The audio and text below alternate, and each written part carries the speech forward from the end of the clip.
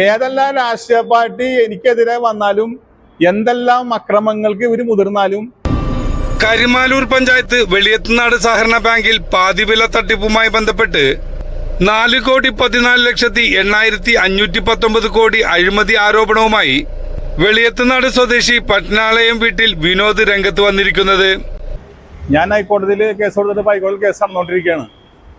അപ്പൊ കേസ് തട്ടിപ്പ് നടത്തുന്ന നിങ്ങൾക്ക് എങ്ങനെ മനസ്സിലായി? തട്ടിപ്പെടുന്നു പറഞ്ഞു കഴിഞ്ഞാൽ ആദ്യം ഇവര് പാതി വിലയ്ക്ക് ബൈക്ക് കൊടുക്കണം പബ്ലിസിറ്റി ചെയ്ത് അപ്പോൾ ആളുകൾ വന്ന് പൈസ കൊടുത്ത് ബൈക്ക് വാങ്ങിച്ച്. രണ്ടാമത് പബ്ലിസിറ്റി ചെയ്ത ആളിന് കാശ് കൊടുത്തു കഴിഞ്ഞപ്പോൾ അനന്തുകൃഷ്ണൻ പിടിയിലായി കഴിഞ്ഞപ്പോൾ ആളുകൾക്ക് മനസ്സിലായി പൈസ പോയി എന്നുള്ളത്. അങ്ങനെ ആളുകൾ സർവീസ് സഹകരണ ബാങ്കിലേക്ക് പൈസ ചോദിച്ചു തന്നു. അവിടെ ചെന്ന് കഴിഞ്ഞപ്പോൾ അടിയന്തരമായിട്ട് കമ്മിറ്റി കൂട്ടിക്കൊണ്ടുവരും, നാളെ വരാൻ പറഞ്ഞു. പിറ്റേ ദിവസം അവിടെ ഈ പൈസ അവിടുത്തെ ഡിപ്പോസിറ്റർമാരുടെ പൈസ എടുത്ത് കൊടുത്ത് പ്രശ്നം അവർ സോൾവ് ചെയ്ത്. ഇപ്പം നിലവിൽ പരാതിക്കാരില്ലാത്തത് ആളുകളുടെ പൈസ കിട്ടിയോണ്ടാണ്. പക്ഷെ ആളുകളുടെ പൈസ ഇവർ കൊടുത്തത് അവിടുത്തെ ഡിപ്പോസിറ്റർമാരുടെ പൈസയാണ്. ഇപ്പം ശരിക്കും പറഞ്ഞു കഴിഞ്ഞാൽ ബാങ്കിൽ 4,14,30,50,000 രൂപ അതിൻ്റെ അകത്ത് നഷ്ടമുണ്ട്. ഇത് ജോയിന്റ് SR റിപ്പോർട്ട് എൻ്റെ കയ്യിലുണ്ട്. ഈ 4 കോടി രൂപ നഷ്ടത്തിലാണെന്ന് നിങ്ങൾക്ക് എങ്ങനെ അറിയാൻ കഴിയും? ഞാൻ ഇത് ഈ പൈസ ഇങ്ങനെ എടുത്ത് കൊടുത്ത് ഇവരെ വിട്ടെന്ന് പറയുമ്പോൾ എനിക്ക് സംശയം വന്നു. അതായത് നിക്ഷേപകരുടെ പൈസ എടുത്തിട്ടാണ് ഈ പാതിവില തട്ടിപ്പില് ഇടപെട്ട ആൾക്കാർക്ക് കൊടുത്ത് കോംപ്രമൈസ് ചെയ്തത്, ബാങ്ക് ചെയ്തത്. അതെ.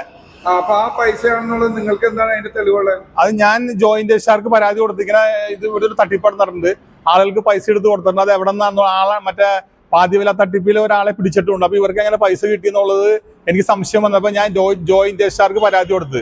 ജോയിന്റ് SR പറവൂര് ARന് അന്വേഷിക്കാൻ പറഞ്ഞപ്പോ സർവീസ് സഹകരണ ബാങ്കിൽ ഇവര് അന്വേഷിക്കാൻ വേണ്ടി ചെന്ന്. അപ്പൊ സർവീസ് സഹകരണ ബാങ്കുകാർ തന്നെയാണ് ഹൈക്കോടതിയിൽ ഈ അന്വേഷണം മരവിപ്പിക്കണം എന്ന് പറഞ്ഞ് കേസ് കൊടുത്തത്.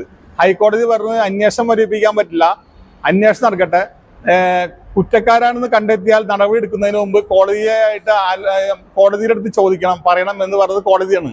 അങ്ങനെയാണ് ഞാൻ ഈ കോടതിയിൽ ഇവരുടെ കേസിനൊപ്പം പോയി കക്ഷിയാവണത്.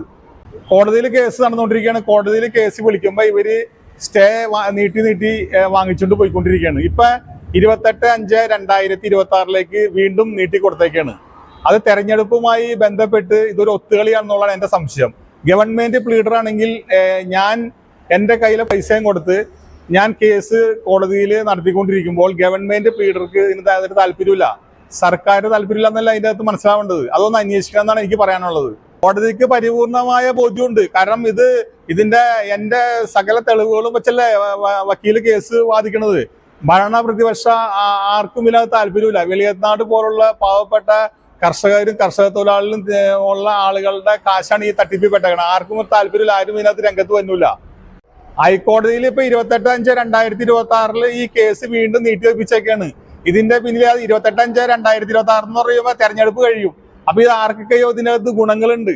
ഇപ്പൊ ഇതിന്റെ അകത്ത് BJP ആണ് ഇത് ഭരിക്കണത്. എന്താണ് ഇത് ഇത്ര വലിയ താല്പര്യം എന്ന് എനിക്കറിയാൻ പാടില്ല. കേരളത്തിലല്ല ഈ കേസ് നടക്കുന്നത്, ഉത്തർപ്രദേശിലല്ല BJP ഭരണസഭയെ സഹായിക്കാനുണ്ട്. പിന്നെ ഇതിന്റെ പിന്നിൽ ആരാണെന്നുള്ളത് ഇവിടുത്തെ നാട്ടുകാർ തന്നെ കണ്ടുപിടിക്കട്ടെ, അന്വേഷണം കണ്ടുപിടിക്കട്ടെ. ഇപ്പൊ ഇത് ഇവർ എന്റെ പറയാൻ നടക്കുകയാണ്, എന്നെ ആക്രമിക്കാൻ നടക്കുകയാണ് ഇവര്. ഏതെല്ലാം രാഷ്ട്രീയ പാർട്ടി എനിക്കെതിരെ വന്നാലും എന്തെല്ലാം അക്രമങ്ങൾക്ക് ഇവർ മുതിർന്നാലും ഹൈക്കോടതിക്ക് വെറുതെ വിട്ടു കഴിഞ്ഞാൽ അടുത്ത എന്റെ കയ്യിലുള്ള നിലവിലുള്ള തെളിവുകളും വെച്ച് ഞാൻ സുപ്രീം കോടതി വരെ പോകുന്ന സംശയമില്ല. കുറ്റക്കാര് ശിക്ഷിക്കപ്പെടുന്നവരെ അതിന്റെ പിന്നിൽ നിന്ന് പോരാടും. തട്ടിപ്പുമായി ബന്ധപ്പെട്ട് ഹൈക്കോടതിയെ സമീപിച്ചിരിക്കുകയാണ്.